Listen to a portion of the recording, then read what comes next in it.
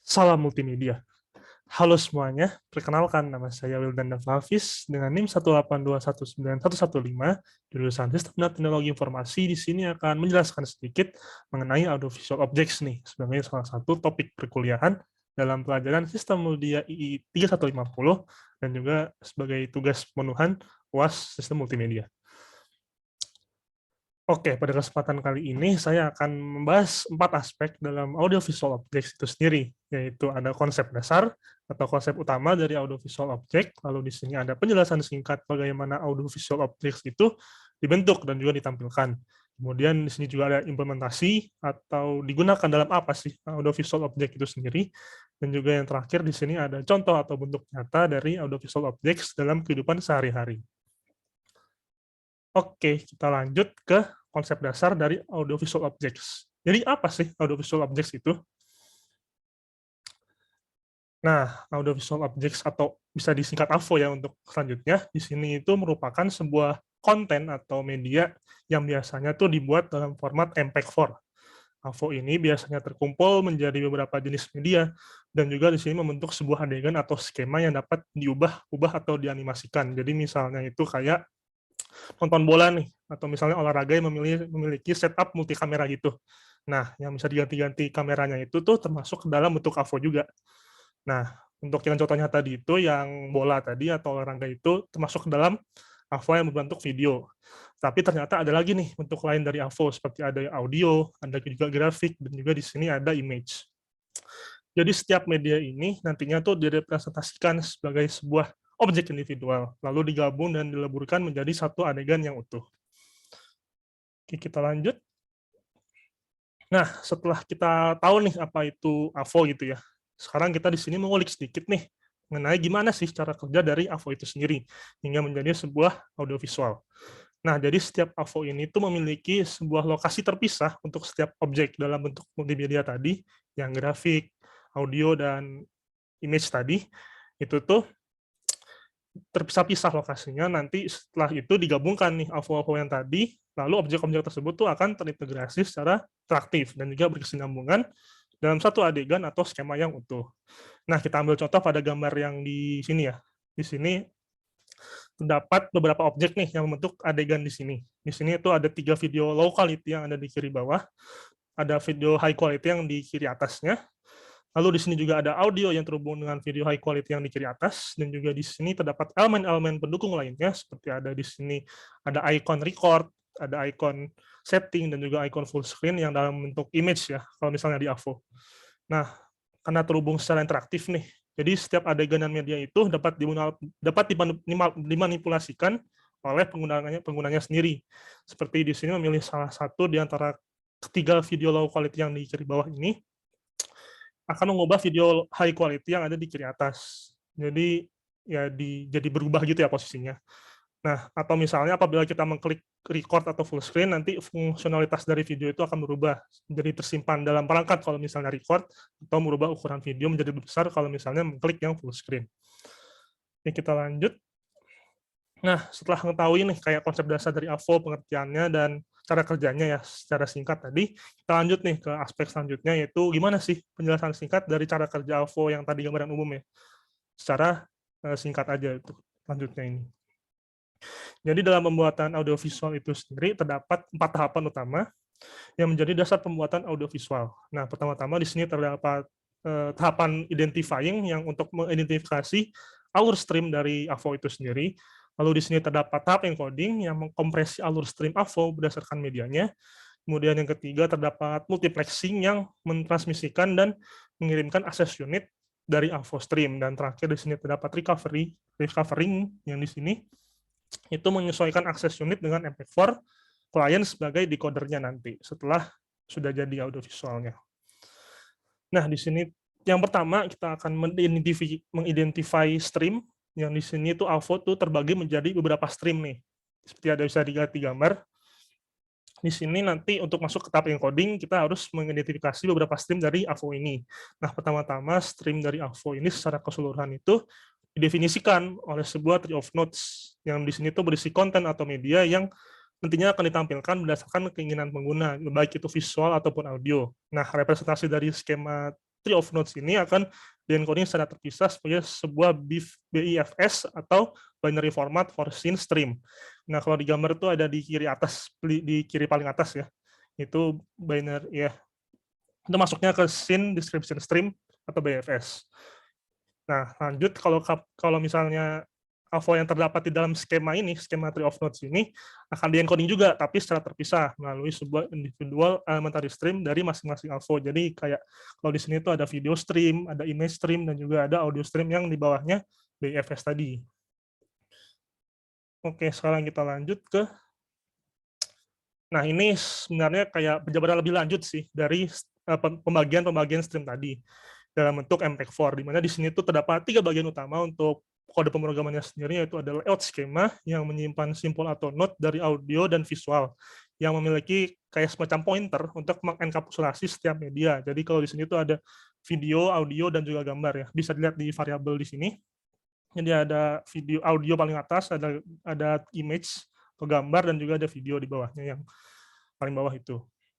Nah, terus terdapat conditional node nih untuk yang kedua, untuk mengubah deskriptor objek dari bagian pertama yang tadi, yang layout skema tadi, dan mengubahnya sesuai dengan node yang didefinisikan. Jadi ini kayak conditional if else-nya itulah ya. Nah, yang terakhir di sini ada roots atau rute-rute yang berasosiasi dengan sensor sentuh, dan juga ntar akan mengaktifkan bagian kedua atau conditional nodes tadi. Nah, jadi itu kayak kalau misalnya dipencet, kalau misalnya di sini kelihatannya itu kan ada button one is proceed to function one activate. Jadi kayak dia bakal ngaktifin yang conditional nodes tadi kalau misalnya suatu button ditekan, intinya itu. Jadi kayak ya, jadi rute-rute buat menjadi skema gitulah bahasanya. Lalu di sisi sebelahnya ini ada contoh skema yang ibarat tuh conditional yang dipilih oleh pengguna tadi, yang node kedua tadi ya, yang tahapan kedua, apabila mengklik suatu AVO atau objek pada adegan yang ditampilkan. Nih contohnya ada 3 skema ini tuh sebenarnya merupakan kondisionalnya yang di nomor 2 tadi. Nah, terus di sini paling kanan ya, ini variabel-variabel yang digunakan di kode pemrograman yang di samping ini ya, yang di 3 ini kita menggunakan ya audit ini tuh maksudnya AVO yang ditampilkan nantinya gitu. Oke, terus lanjut ke encoding AVO. Setelah tadi AVO stream itu didefinisikan di tahapan sebelumnya, tadi dibagi menjadi BIFS stream dan juga ada individual stream ya dari masing-masing AVO. Nah, jadi individual elementary stream tadi kita encode nih untuk sebagai informasi tambahan terkait stream tersebut, dan juga dapat dikompresi nantinya. Seperti misalnya terdapat visual stream yang memiliki format JPEG, itu kompresinya, dan audio juga ada namanya format MP3 misalnya gitu.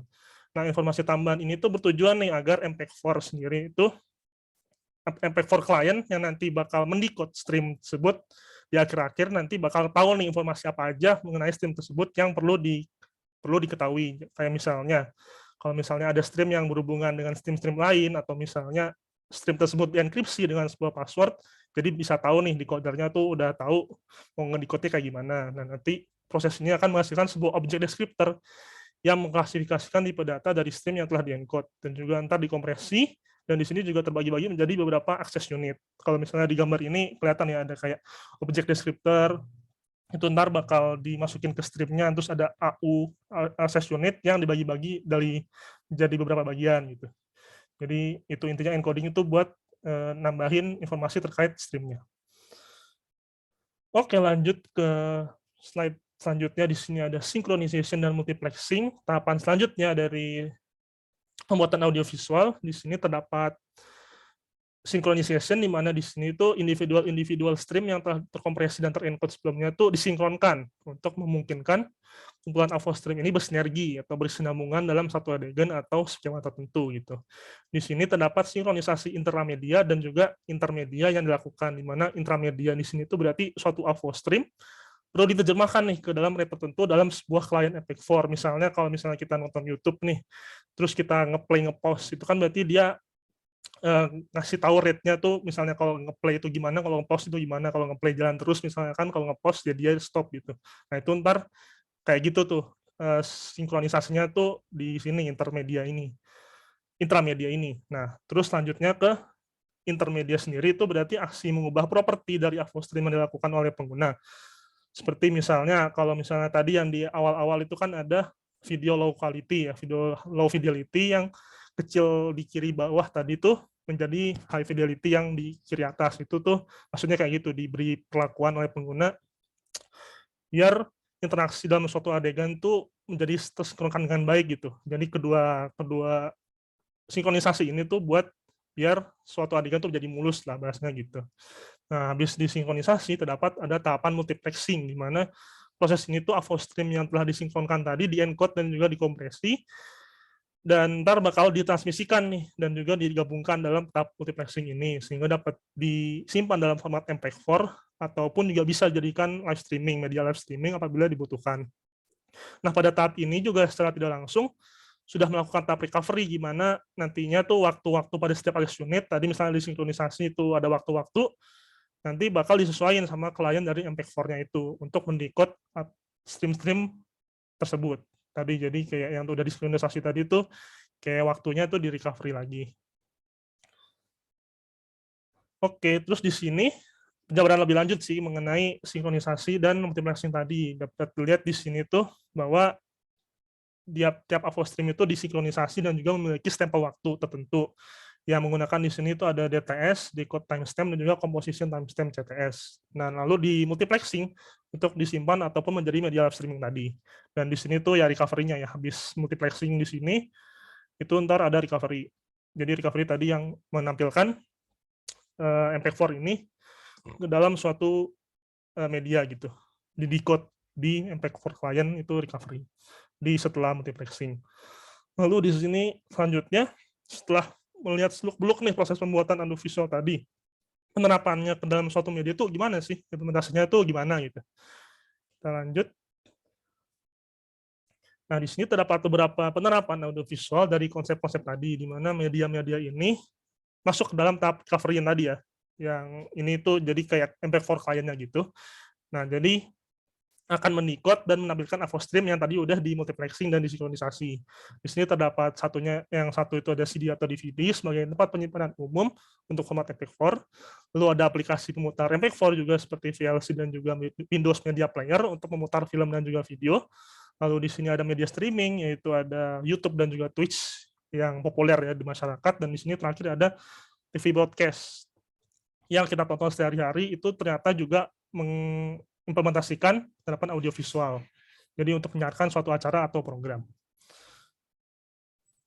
Lanjut ke contoh-contoh dari hasil audiovisual itu sendiri. Itu yang diputar dengan alat-alat yang tadi ya, yang MP4 client itu apa aja sih bentukannya gitu. Nah, di sini terdapat 3 contoh dari audiovisual yang awam ya untuk ditemukan, yang biasanya orang tahu itu 3 ini. Yang pertama itu ada televisi yang berperan itu sebagai gambar yang hidup, atau radio yang memiliki gambar, dan pastinya udah umum lah ya di sekitar kita gitu. Lalu di sini juga terdapat video yang menjadi media audiovisual yang menampilkan gerak dan biasanya menyimpan berbagai pesan seperti ada edukatif, ada informatif, dan juga misalnya persuasif juga bisa. Lalu di sini ada film di sini itu umum juga ditemukan di bioskop atau layar lebar yang rata-ratanya itu digunakan untuk hiburan semata sih. Kan biasanya di film-film kan di bioskop-bioskop kan banyak film-film tuh ya, itu biasanya buat hiburan. Oke, jadi untuk selesai ya, udah selesai pembahasan mengenai audiovisual objects yang itu tadi kayak gimana, seperti apa cara kerjanya, terus pengertiannya, dan juga bentuk-bentuknya, bahkan sampai contoh-contohnya kita udah bahas sedikit tadi. Nah, setelah itu kita bakal lanjut nih, karena ke apa sih pentingnya keilmuan sistem multimedia itu, terutama dari sudut pandang saya sendiri sebagai mahasiswa sistem dan teknologi informasi ya. Oke, untuk pertanyaan tadi itu sebenarnya bisa kita breakdown sih untuk menjawabnya menjadi kayak format gini nih, format 5W1H. Jadi kita mulai dari apa sih sistem multimedia itu? Ya, nah, jadi sistem multimedia itu sendiri itu merupakan penggunaan beberapa media untuk menyampaikan informasi dalam bentuk apapun. Kayak mulai dari gambar, suara, sampai audiovisual yang barusan aja tadi kita pelajarin. Nah, terus siapa sih yang perlu belajar ini? Ya pastinya kita semua lah ya, sebagai generasi muda yang senantiasa haus akan ilmu dan juga kemajuan teknologi di zaman sekarang yang masih selalu berkembang gitu ya. Dan kenapa harus begitu? Karena kita tuh akan menghadapi era globalisasi nih, dan juga revolusi industri 4.0 yang serba digital, di mana persaingan antar manusia tuh ya pastinya semakin ketat lah ya, dan juga kompetitif. Nah, lalu kapan dan di mana nih kita belajar sistem multimedia yang pastinya ya bisa di mana saja dan kapan saja lah. Nah, tapi walaupun begitu pastinya lebih cepat lebih baik lah ya untuk, belajar sistem multimedia ini karena ya zaman itu serba cepat, jadi kita tuh nggak boleh ketinggalan gitu bahasanya. Nah, lalu bagaimana nih cara belajarnya? Yang pastinya ya dengan mencari berbagai sumber referensi ya, kayak misalnya baik dari buku atau video, atau mungkin bisa dari ya hands on langsung nih, alat-alatnya supaya makin paham gitu ya cara kerjanya seperti misalnya televisi, aplikasi, atau bahkan bisa dari smartphone masing-masing nih. Oke, sekian aja presentasi dari saya mengenai audiovisual objects dan juga tadi ya pentingnya mendalami keilmuan sistem multimedia itu kayak gimana gitu. Nah, terima kasih atas perhatiannya dan mohon maaf apabila terdapat salah kata atau penjelasan yang misalnya kurang berkenan. Nah, sampai jumpa lain waktu dan salam multimedia.